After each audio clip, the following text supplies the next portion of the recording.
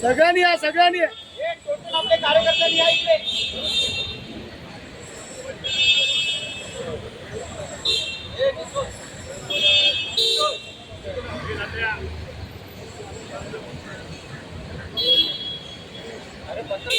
Republican party of इंडियाचा Republican party of इंडियाचा आठवले साहेब आगे बढ़ो. आठवले साहेब आगे बढ़ो. अगिराज भाई आगे बढ़ो. रिपब्लिकन पार्टी ऑफ इंडियाचा अरे पूज्य डॉक्टर बाबासाहेब आंबेडकरांचा अरे जय जय जय जय भीम. अरे जय जय जय जय जय भीम. रिपब्लिकन पार्टी ऑफ इंडियाचा रिपब्लिकन पार्टी ऑफ इंडियाचा अरे आठवले साहेब आगे बढ़ो. अरे आठवले साहेब आगे बढ़ो. अरे भागीरथ भाई आगे बढ़ो. अरे भागीरथ भाई आगे बढ़ो. अरे जय जय जय जय भीम.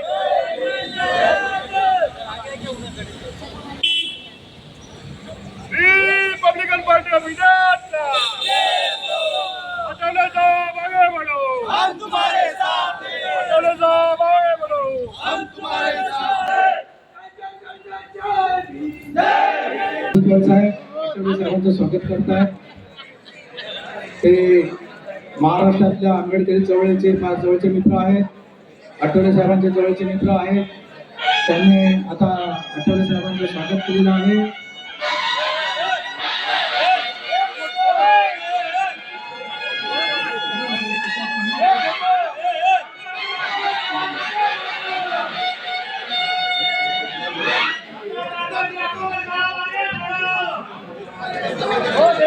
आता महाराष्ट्राचे उपमुख्यमंत्री माननीय एकनाथ शिंदे साहेब आगे बढ़ो.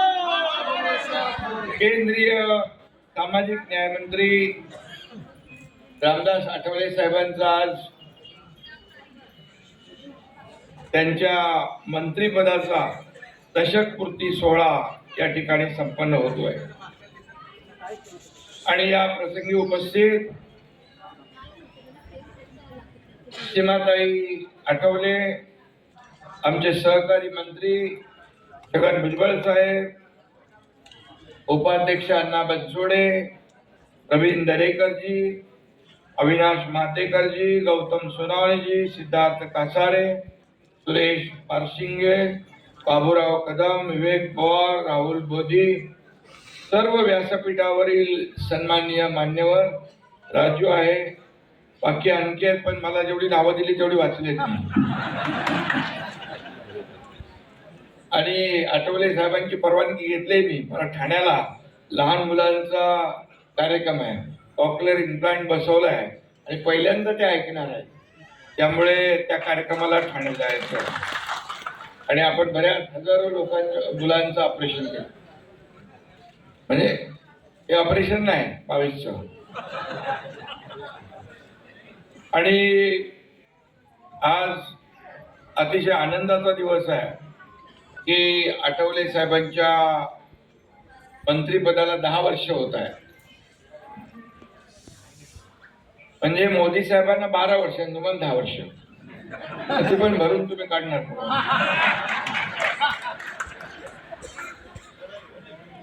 आणि सर्व उपस्थित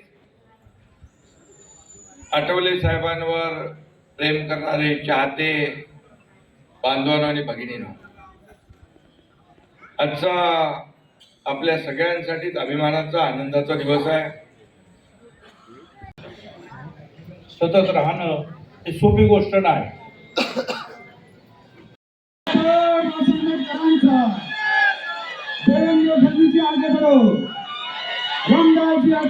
आगे बढ़ो. जोश से बोलो जय भीम। निमित्ताने आपण त्यांचा सत्कार करण्याकरता या ठिकाणी उपस्थित आहोत। त्याचे सत्कार मूर्ती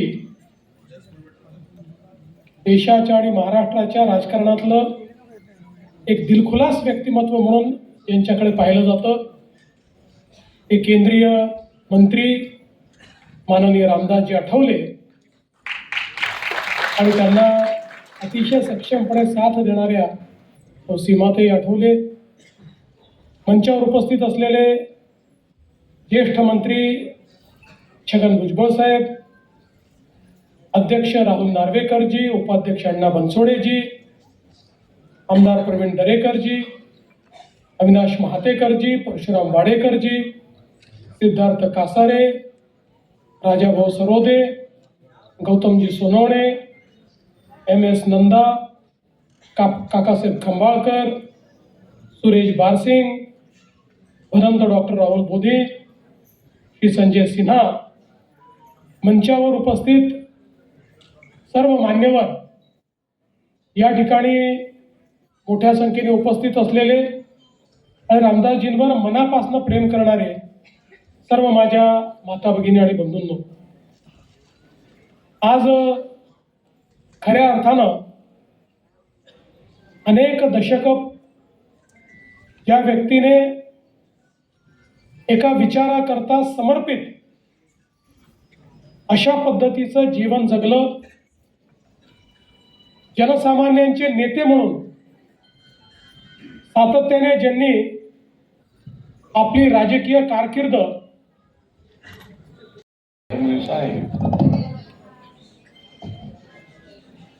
त्यांच्यामुळं मी दिल्लीला गेलेलो आहे।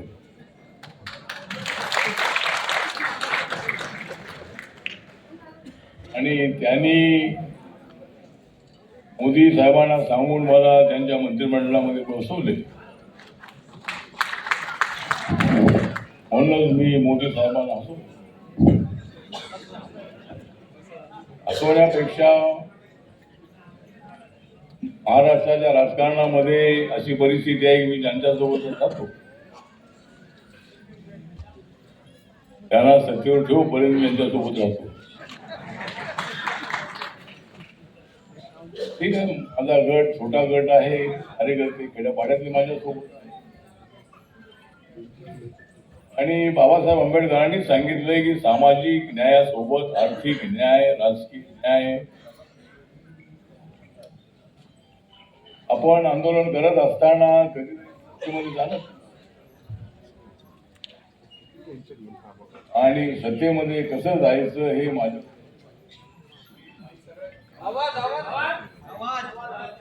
सत्तेमध्ये जायचं हे बाबासाहेब आंबेडकरांचा उद्देश आहे।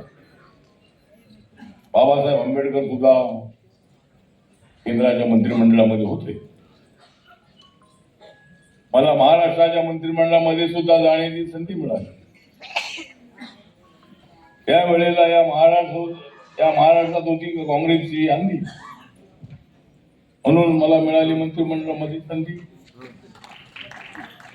आणि आज देशामध्ये आहे नरेंद्र मोदींची आंधी, का मिळणार नाही मला मंत्रिपदाची संधी?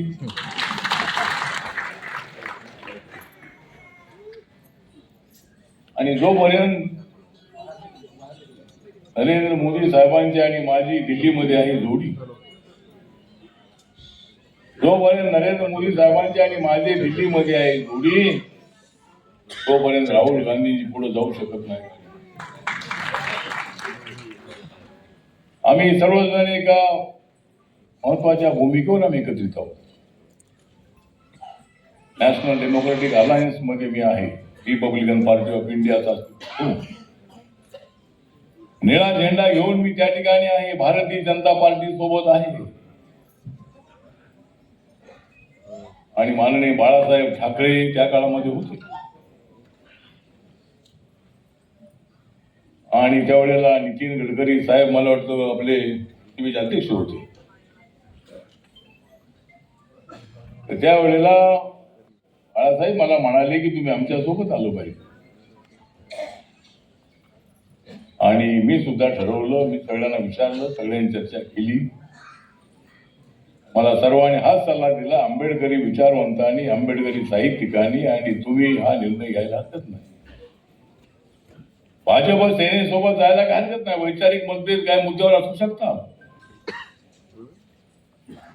पण आपल्या समाजाच्या हितासाठी, भारताच्या हितासाठी, बाबासाहेब आंबेडकरांचं स्वप्न साकार करण्यासाठी तुम्ही भाजप सेनेसोबत जा, असा मला अनेकांनी दिला, असा मला अनेकांनी दिला सल्ला. म्हणूनच मी गाठला मंत्रिपदाचा 10 वर्षाचा. मी तसा डायरेक्ट कुणावर करत नाही हल्ला. मी डायरेक्ट तसा बोलत असताना कोणावर करत नाही हल्ला. पण सगळ्यांची दोस्ती कशी ठेवायची हे माहिती आहे मला. सगळ्यांबरोबर माझे संबंध चांगले आहे. आज या ठिकाणी एकनाथ शिंदे साहेब आले होते आणि म्हणून मी अनेक वेळेला सांगितलंय की ज्यांनी उद्धव ठाकरे साहेबांचे बंद केली सगळे धंदे, त्यांचं नाव आहे एकनाथ शिंदे. माझ्या चारोळ्या ऐकून एकनाथ शिंदे साहेब सुद्धा आता एकदम चारोळ्या करायला लागले. आणि छगन भुजबळ साहेब काय तशी मागे नाही, ते बोलले आम्ही तुफानातली, आम्ही आहो तुफानातले दिवे, कारण आम्हाला हवे आहे भारतामध्ये, आम्हाला हवे आहे भारतामध्ये नवे आणि नवनिर्माण करण्यासाठी. फक्त नाव निर्माण ठेवून काय नवनिर्माण होत, मूळ पक्ष सोडून दुसऱ्या पक्षामध्ये जाऊन काही परिवर्तन होत नाही. पण पूर्वीच्या काळामध्ये बाळासाहेब ठाकरे भारतीय जनता पार्टी सोबत आमचा आला ना, आणि काँग्रेसच्या नेत्यांनी सांगितलं होतं की तुम्ही तिकडे जाऊ नका. मी सांगितलं की मी जाणार, मी एकटा जाणार नाही, मी तुम्हाला घेऊन जाणार. आणि आज देवेंद्र फडणवीस यांच्या नेतृत्वात